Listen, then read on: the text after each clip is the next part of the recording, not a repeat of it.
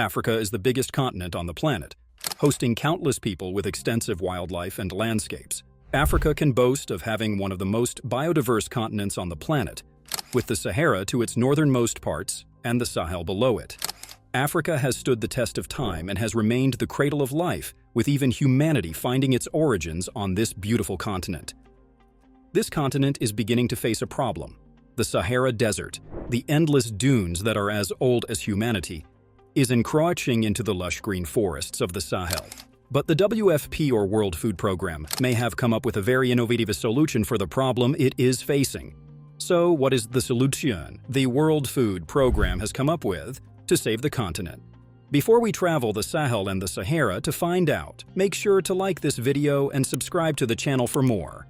To understand the current problem Africa is facing, it is also important to understand the topology or type of land Africa possesses and how the African continent is divided based on this. Africa, being the largest continent on the planet, has a wide range of ecosystems and biomes.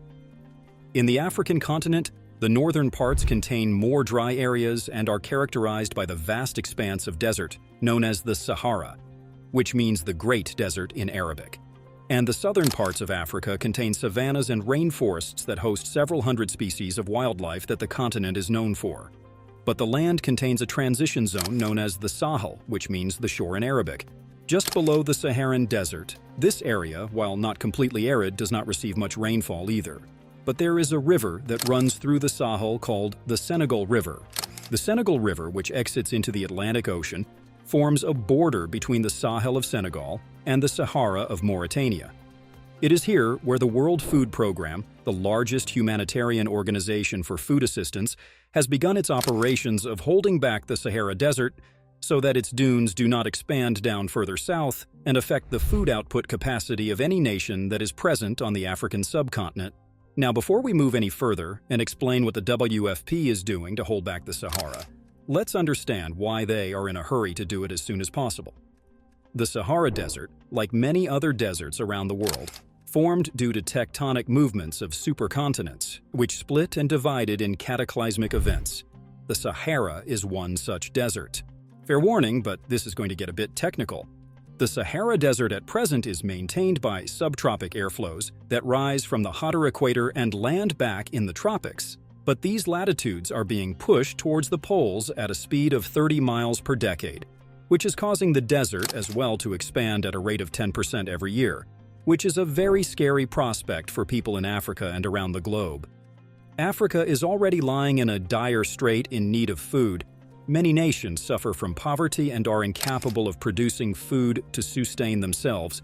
The Sahara's expansion into the only viable land of the country poses a direct threat to the lives of millions on the continent, and this is what the World Food Program is trying to prevent.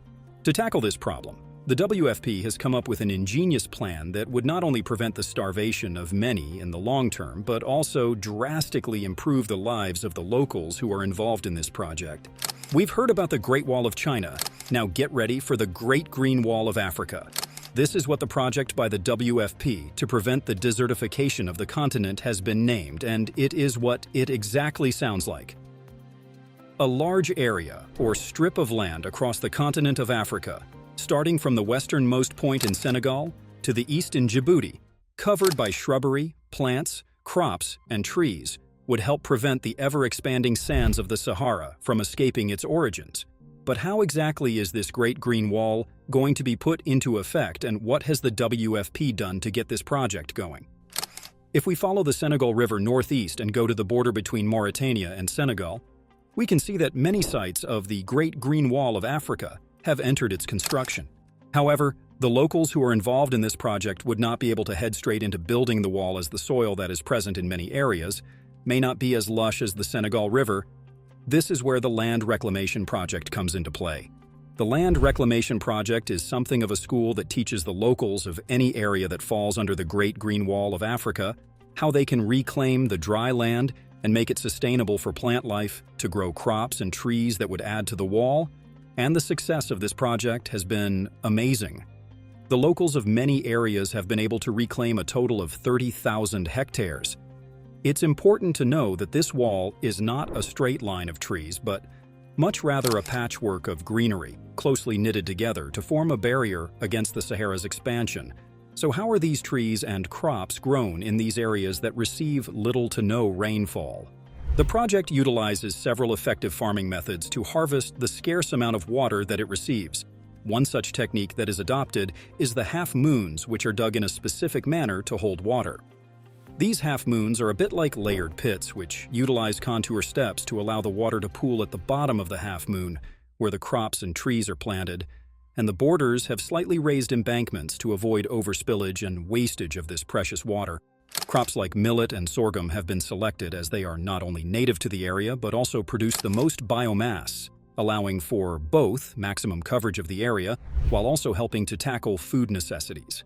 In addition to these half-moons, the WFP also utilizes horticulture strips where vegetables are grown and biomass pits, where the eventual goal is to grow trees.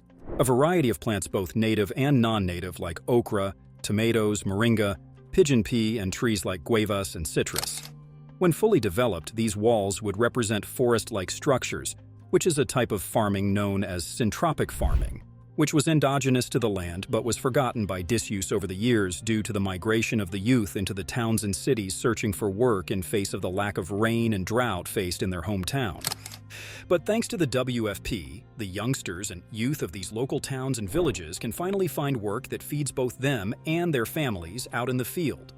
When the Great Green Wall of Africa is finally completed, Africa as a whole might be able to celebrate its victory over the expanding deserts and its increase in sustainable food production. The Great Green Wall of Africa is currently in its initial stages, but is looking promising as a twofold permanent solution to both the food crisis and the Sahara expansion. If the WFP can keep up its consistent efforts across the Sahel, it will be able to completely revive and restore the Sahel to its former glory, while enabling the savannas and rainforests down south to function normally once again without interference from the Saharan sands. Before you leave this video to go and tend to your Great Green Wall in your backyard, make sure to like this video and subscribe to the channel to stay updated on the latest in the project. How effective do you think the Great Green Wall of Africa is going to be? Is this project unreliable and ineffective? Let us know in the comments down below.